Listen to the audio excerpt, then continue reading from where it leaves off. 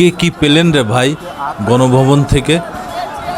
সারা বাংলাদেশের মানুষ কি এক জায়গা? আরে টিভি নিয়ে চলে যাচ্ছে, চেয়ার নিয়ে চলে যাচ্ছে, রিক্সা নিয়ে চলে যাচ্ছে, কত কিছু রে ভাই। এই কি কোলে করে কি নিয়ে আসছে? Table fan, table light, sofa, বালিশ, কাঁথা। আরে ছাগলও, এটা কোনো কথা?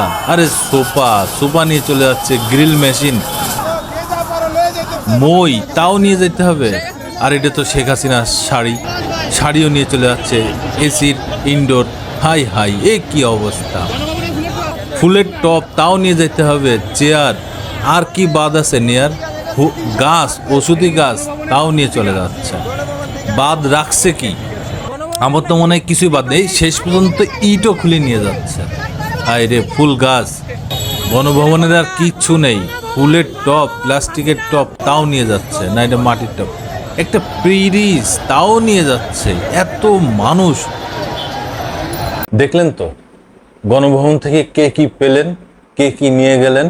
আরও আছে রাজহাঁস, শেখ হাসিনার পছন্দের জিনিস রাজহাঁস। উনি পুষতেন এগুলা, সে রাজহাঁসও নিয়ে চলে গেছে। গণভবনের ভিতরে যে কাঁঠাল গাছ, কাঁঠাল ধরেছিল, সে কাঁঠালও নিয়ে গেছে।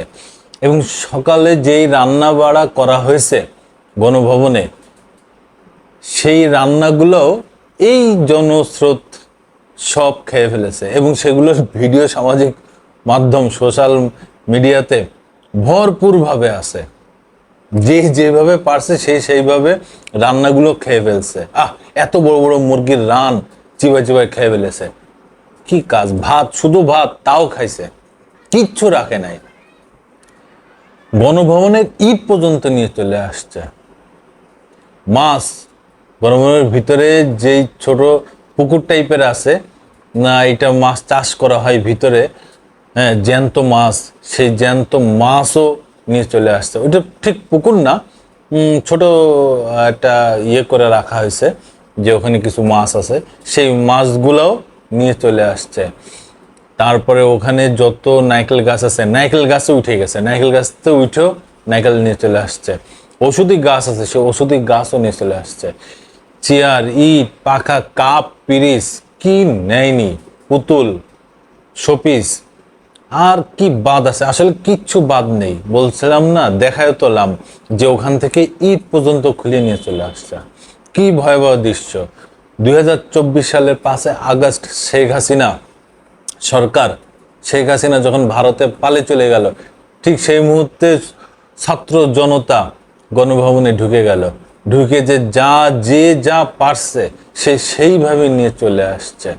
পর্দা, বালিশ, কাঁথা, বিছনা চাদর সব নিয়ে চলে আসছে। এইভাবে নিয়ে গণভবন পুরো ফাঁকা করে দিছে। দীর্ঘ 16 বছর থেকে 17 বছর এই শেখ হাসিনা একটু করে গণভবন সাজাইছে, জমাইছে, সব নিয়ে চলে আসছে। আর কিচ্ছু অবশিষ্ট নাই।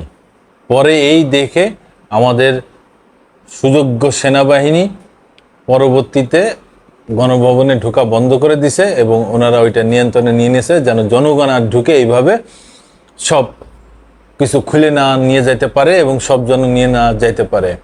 পরে কিছু কিছু মানুষ কিছু ফেরত দিছে। আস্ত ফ্রিজ সেটা পর্যন্ত নিয়ে চলে গেছে মাথায় করে। এ কি জনগণ আমাদের দেশের! এত আনন্দ উল্লাসের ভিতরে এইভাবে লুটপাট করা কি ঠিক হয়েছে? তারপরেও সবাই হাসি খুশি ছিল। কারণটা কি? স্বৈরাচারী সরকার পালিয়েছে, স্বৈরাচারী সরকার বিদায় নিয়েছে, আর ছাত্র জনতা জিতে গেছে। সেই জিতার পরেই ডক্টর মোহাম্মদ ইউনূসের নেতৃত্বে অন্তর্বর্তীকালীন সরকার গঠন হয়েছে। সেই সরকার বর্তমান আমাদের দেশ পরিচালনা করতেছে। সবাইকে ধন্যবাদ। আমি প্রিন্স আবার আসব আপনাদের সামনে নতুন কোনো কথা নিয়ে, নতুন কোনো ঘটনা নিয়ে।